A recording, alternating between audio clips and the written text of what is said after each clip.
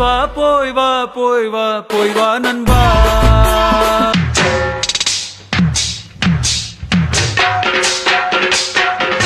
என்ன போகிறீங்களா? அதாங்க நம்ம வந்து பாரம்பரிய டான்ஸ் இதாங்க. இல்லை காத்தடி யாருக்கெல்லாம் விட்டு தெரியுமோ அவங்களாம் இந்த டான்ஸ் செய்யலாம். இப்போ அந்த ஸ்டெப்பு பாருங்க, காத்தடி வருவாங்க,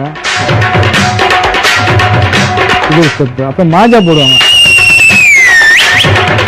நாக்கெல்லாம் கடிச்சிக்கணும். இன்னொரு ஸ்டெப் இருக்குது, அதாவது காத்தடி டீல் விடுவாங்க. இப்போ வந்து பார்த்தீங்கன்னா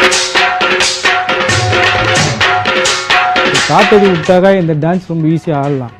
ஸோ இதுக்கு வந்து காஸ்டியூம்ஸ் அப்படின்னு பார்த்தா லுங்கி தாங்க. இந்த லுங்கியை இப்படி எடுத்து உள்ளே இருக்கிற டாயர் இருக்குல்ல, ஆமாங்க, அது வந்து தெரியுற மாதிரி கட்டணும். மேலே தூக்கி இப்படி கட்டணும்னு வச்சிங்கன்னா சும்மா ராஜகிரண் கெட்டப்பில் வந்துடுங்க.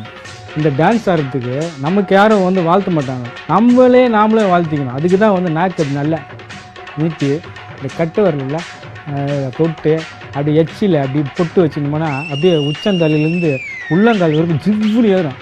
அப்போ வந்து ஒரு சங்கு ஊதுவாங்க பாரு, ரெடி ஆகிடும். இப்போ அதுதான் நம்மளுக்கு சங்கு, கடைசியாக ஊதுற சங்கு. அப்போ ஆடணும் பாருங்க எப்படின்னா, காத்தடி விடுறாங்களா அந்த ஸ்டெப் சொன்னல, இப்போ காத்தடி விடுங்க,